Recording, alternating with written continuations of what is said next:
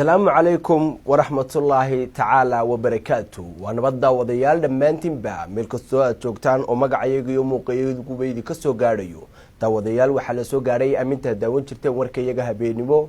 halka warkaasi kala socotaana waa xarunta dhexeer ee TV uu ku leeyahay magaalada Hargeysa waxaana idii waramaya anigoo Ciidrus Maxamed Axmed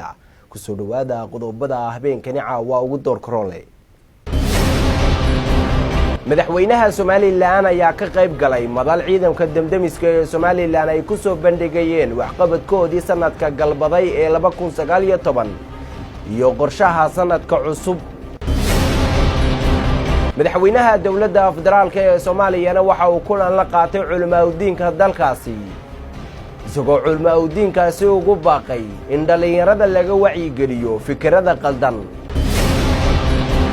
xarakada al-shabaabna waxay shaaca ka qaadeen inay ka dambeeyeen qaraxii ka dhacay magaalada Muqdisho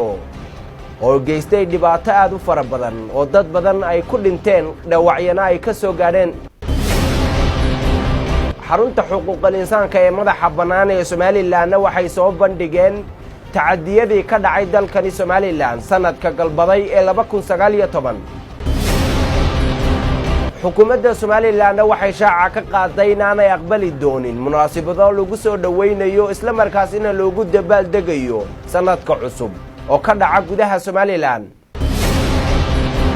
dawadayaal kuwaasi waa qaar ka mid ah qodobada habeenkani caawa ugu door koronley haatan u diyaar garoobah kuwaasi iyo kuwa kale faahfaahsan